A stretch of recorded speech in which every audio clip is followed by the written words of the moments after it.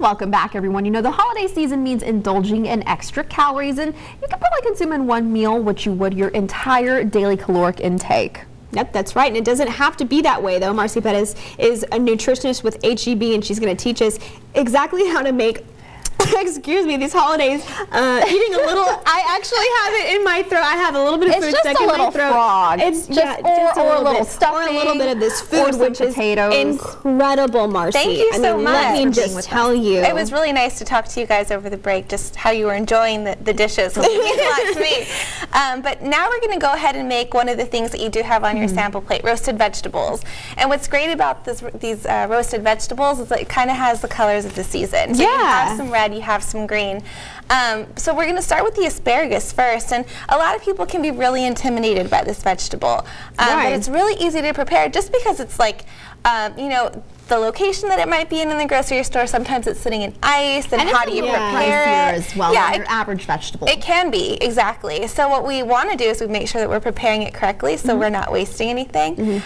So we're going to start with taking this piece of asparagus. If you take the end, the bottom half, and you bend it together, you see how it snaps by itself? Right. Keep the part in your left hand, and that's going to be the tender part, the part that you want to add to your roasted vegetables. The rest, go ahead and toss it. This part. This is the woody stalk, right? Exactly. So it's a little less tender. It's not very tasty. You have this woody taste and texture to it. So you just want to get rid of that. But the part that you have left is awesome. And then what you can do with that is you can line that up against the rest of your asparagus stalk, and then you'll just cut to about where the others broke. Oh, okay. And that should take it to where it needs to be. Exactly. So then you'll go ahead and cut that, and you're just subbing a side dish with a little bit healthier alternative right now. So instead of your corn or your green bean casserole, it's a little higher in fat content.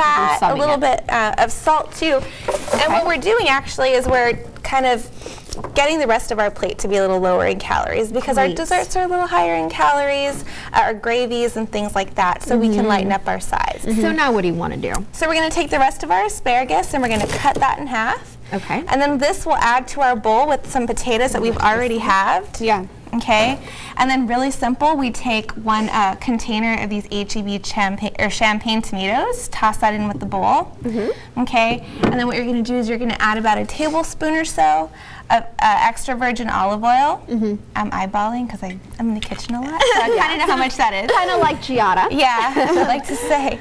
And then you'll put salt and pepper to taste. So I would probably put a half a teaspoon, but kind of just where you are. I wouldn't do more than 1 teaspoon. That gets a little high in sodium. While you do that, Marcy, why roasting? Because you know you could do so many different things with veggies, but roasting brings out a different flavor profile, right? Exactly. So what you're doing is you're really intensifying the flavors, and because you got to taste the vegetables, what you'll notice is that everything is more concentrated. So in the oven, the water is evaporating, and you're left with these really intense flavors of the sweetness of the tomato, the nuttiness of the asparagus. What do you do with those after you're done tossing it all together? So you'll go ahead and put this in a baking dish and roast it in the oven at 400 degrees for about 45 minutes. And it comes out looking really soft, tender. Again, the tomatoes are super sweet. The potatoes. And lots of juices too. Yes. And I recommend adding a little bit of rosemary as well for some extra flavor. And it all looks so scrumptious. We're eating it this morning, and it's just so tasty. So thank you, Marcy, for joining us this morning. We're going to eat some of this up, and we'll have all the kind of the recipes that she's mentioned on valleycentral.com. Stick around.